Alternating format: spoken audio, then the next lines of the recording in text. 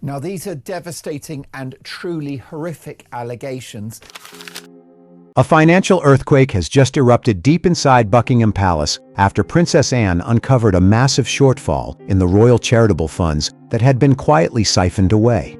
Every digital trace and every carefully engineered legal loophole pointed directly at Meghan Markle, the woman who had secretly orchestrated a staggering embezzlement scheme in an attempt to rescue her business investments as they spiraled toward collapse. The situation rapidly escalated into a life-or-death confrontation. Cornered after receiving Princess Anne's ultimatum, Meghan showed no restraint whatsoever, unleashing her entire media network to strike back by launching a smear campaign aimed directly at Anne's past in an effort to conceal her own wrongdoing. In response to that ruthless attempt to discredit her princess, Anne decided to carry out a sweeping internal purge within the palace, capture the accomplice who had enabled the scheme, and secure the most valuable testimony of all in order to deliver the decisive blow. Will Meghan agree to return every penny she allegedly appropriated, or will she pay the ultimate price by being stripped of every royal title she possesses? How will this brutal battle of wits between Princess Anne and Meghan come to an end once the most horrifying truths finally emerge into the light? During a routine budget review of the Royal Foundation and its affiliated charitable funds, Princess Anne conducted a meticulous examination of the organization's entire financial record. As the person responsible for overseeing the operation of these charitable funds, she carefully reviewed every item of income and expenditure recorded within the management system.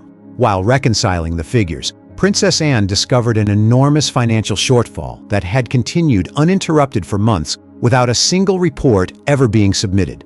She proceeded to examine every transfer record in detail to determine the source of the missing funds. The investigation revealed that every suspicious transaction had been disguised with extraordinary sophistication. Within the accounting system, they appeared under highly professional and entirely plausible descriptions, such as media consulting expenses and international community development projects. From an administrative standpoint, every document, invoice, withdrawal record, and approval signature appeared completely legitimate, fully complying with the charity's rigorous legal standards. On the surface, every approval procedure showed absolutely no obvious indication of misconduct anywhere in the official records. However, when Princess Anne dug deeper into the information surrounding the ultimate beneficiary accounts receiving these funds, the disturbing truth finally came to light. The money withdrawn from the Royal Foundation and its affiliated charitable funds had never been dispersed to any genuine consulting firms or legitimate community development projects. Instead, every missing payment flowed directly into the account of a shell company registered in Delaware and Montecito.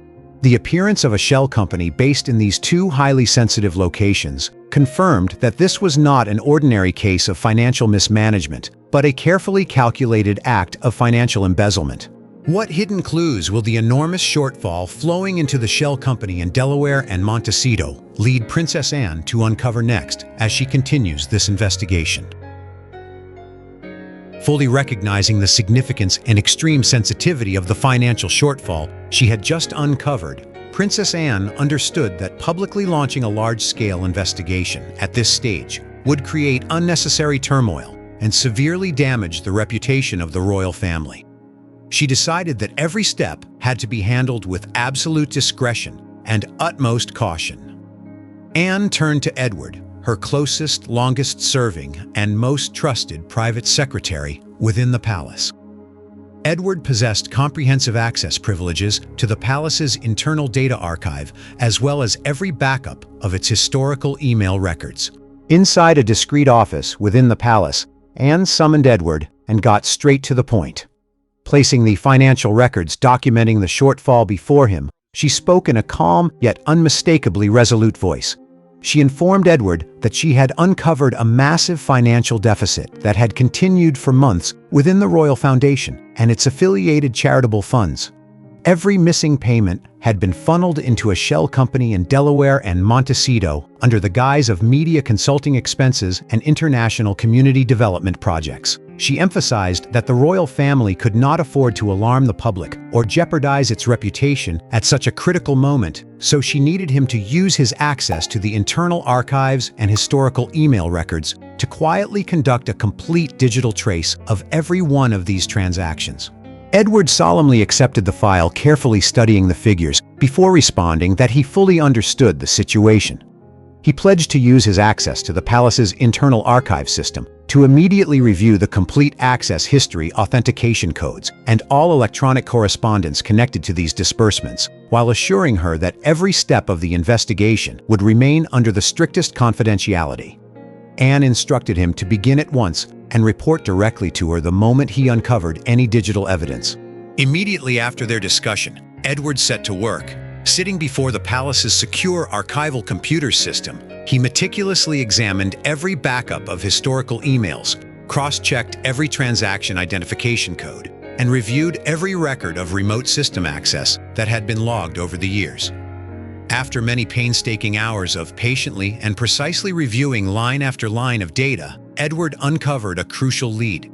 Without delay, he returned to Princess Anne's office to present his findings. Seeing Edward enter with a grave expression, Princess Anne immediately asked whether he had identified the origin of the transaction authentication codes. Edward gave a slight bow before carefully presenting each of his discoveries. He reported that he had successfully traced the complete digital footprint of every transfer, and the results showed that the authentication codes for all of the withdrawal transactions had originated from one specific personal device. That device had been officially registered within the palace's internal system during the period when Meghan was still serving as a working member of the royal family. Princess Anne frowned, her eyes turning razor-sharp. She questioned how Meghan's personal device could still authorize disbursements from royal funds long after she had departed. Edward proceeded to explain in detail the concealed mechanism he had just uncovered. He stated that through his examination of the archive system and historical emails, he had discovered that these recurring transfers had continued because of a legal loophole Meghan had deliberately embedded within the system before officially stepping away from her royal duties. That loophole allowed her personal device to retain remote authentication privileges over certain categories of expenditures without requiring renewed approval from the charities governing board. Anne continued pressing for clarification, asking what Meghan's true motive had been for repeatedly withdrawing money from the charitable funds through this loophole. Edward presented the corresponding financial analysis he had just compiled and reported that the reconciled financial data showed Meghan's purpose in carrying out this alleged embezzlement scheme was to withdraw money from the royal charitable funds to offset the mounting losses of her struggling business investments. After being transferred into the shell company in Delaware and Montecito, the funds had been used to cover those financial losses. After listening to Edward's detailed and methodical report in its entirety, Princess Anne nodded in acknowledgement. Every one of her initial suspicions had now become an established reality, supported by comprehensive digital evidence that could not be denied. Meghan's exploitation of a legal loophole she had deliberately built into the system to divert money from the royal charitable funds for her own personal purposes had now been completely exposed under the scrutiny of Princess Anne and her trusted secretary. Now that the digital evidence had conclusively pointed to Meghan's actions, how would Princess Anne confront and deal with her niece-in-law in the next phase of this escalating battle?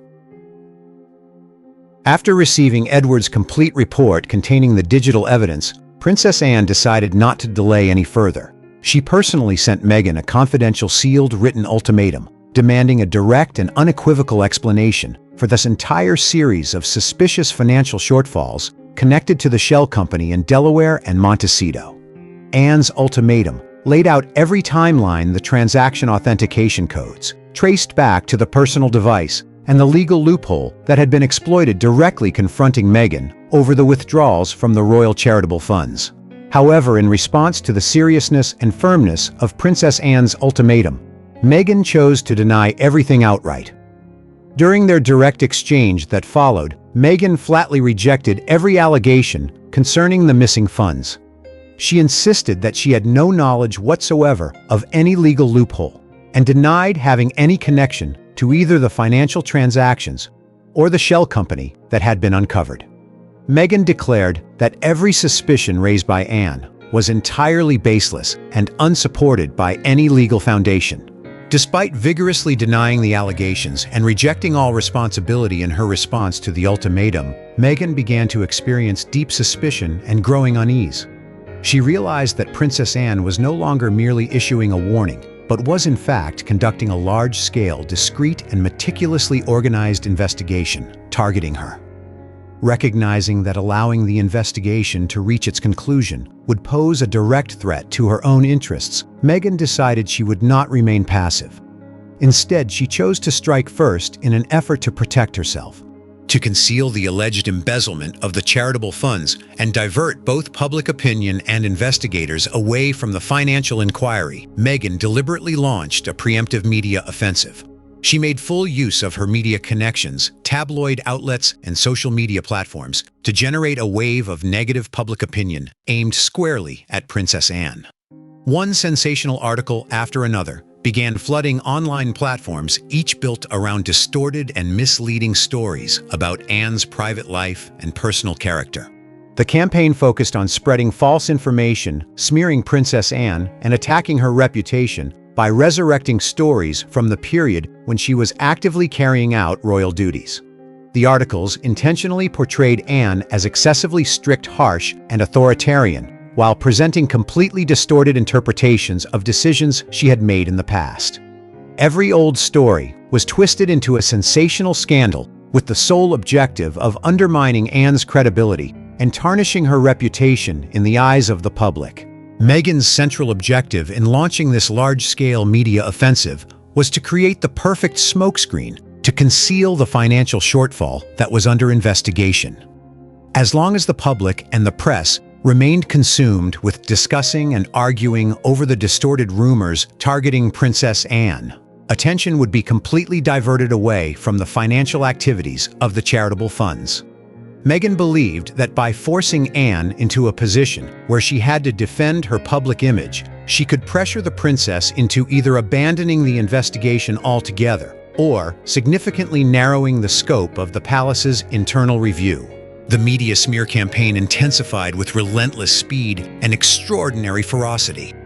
Fabricated stories appeared one after another, throwing the atmosphere surrounding the royal family into turmoil.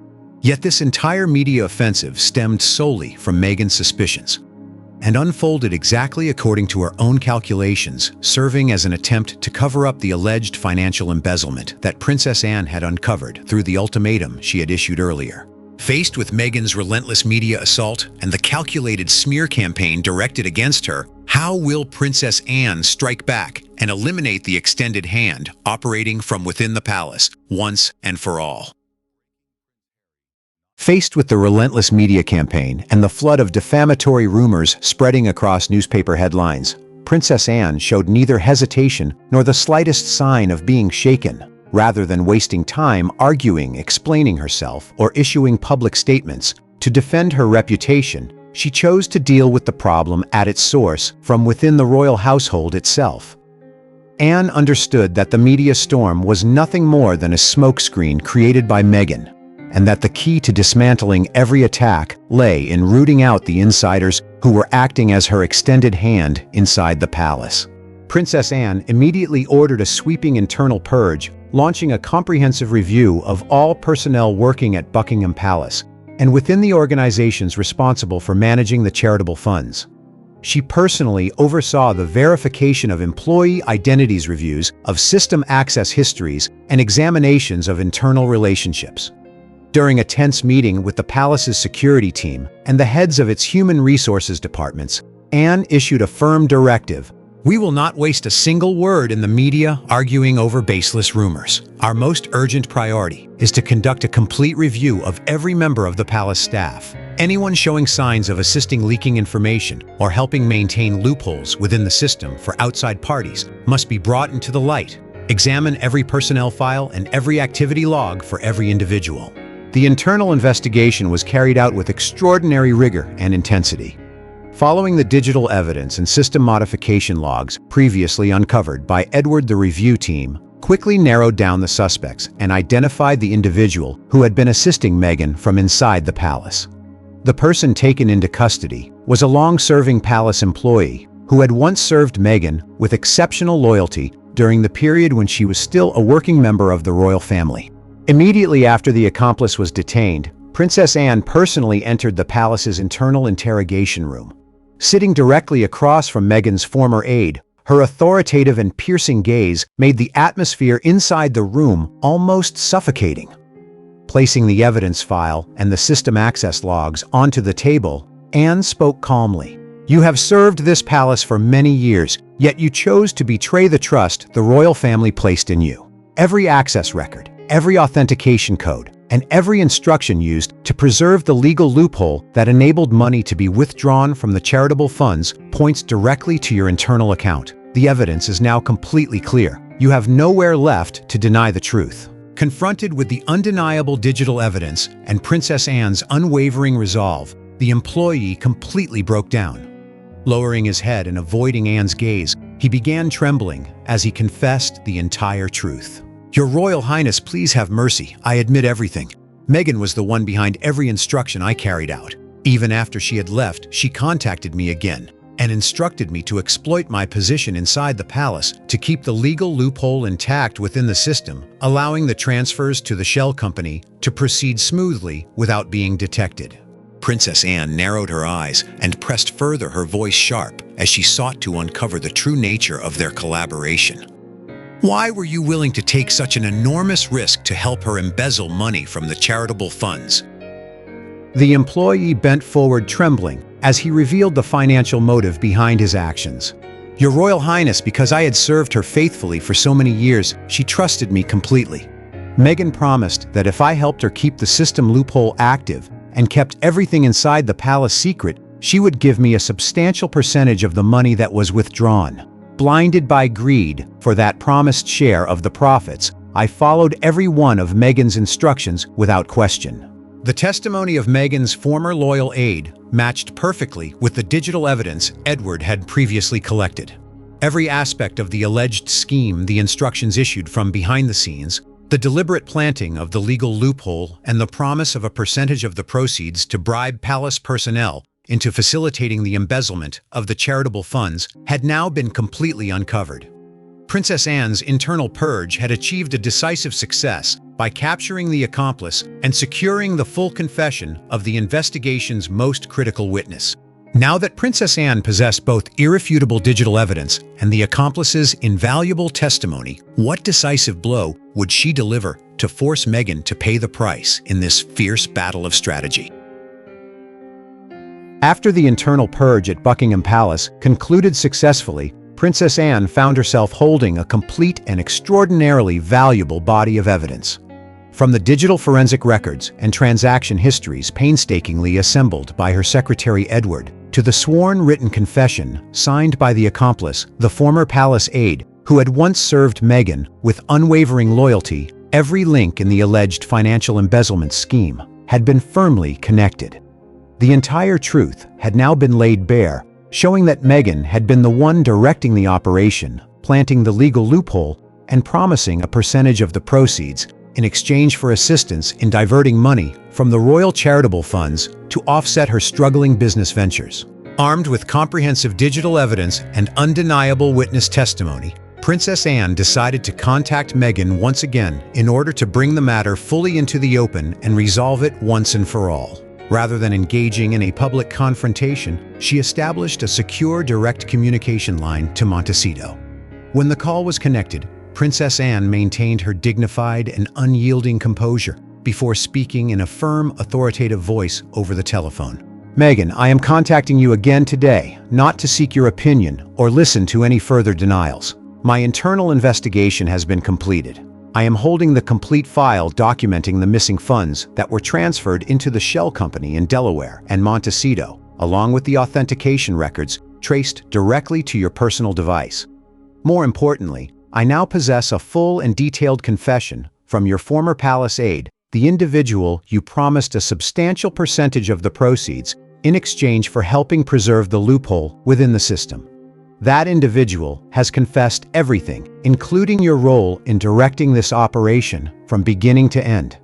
You no longer have any loophole left through which you can justify or conceal your acts of embezzlement. In stark contrast to Princess Anne's unwavering determination and the overwhelming evidence she presented, Meghan chose complete silence on the other end of the line. Although she listened to every accusation and every piece of evidence Anne carefully laid out, she offered no response, no defense, and no explanation whatsoever.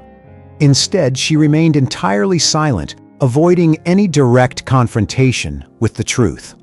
Meghan's silence clearly reflected her complete deadlock and helplessness, as every previous media smear campaign had failed to distract Anne, while the alleged scheme to siphon money from the royal charitable funds had been exposed in its entirety without a single piece left concealed. Realizing that Meghan had chosen silence merely to buy time and evade responsibility, Princess Anne refused to let the situation drag on any longer. She broke that silence by issuing one final mandatory demand, a decisive ultimatum that brought their entire battle of wits to its conclusion. Your silence cannot erase the financial evidence and sworn testimony lying on my desk. I will not waste any more time on this matter. Today, I am giving you only one mandatory demand. You must immediately return every penny you embezzled to the royal charitable funds. If you refuse to comply or continue to remain silent, this entire case file will be made public, and you will be formally stripped of every remaining royal title you still hold. You have only one choice. There will be no negotiation and no compromise. Every word spoken by Princess Anne rang out with unmistakable finality, shattering any remaining hope Meghan may have had of avoiding responsibility. The ultimatum had been delivered in the clearest and most uncompromising terms possible.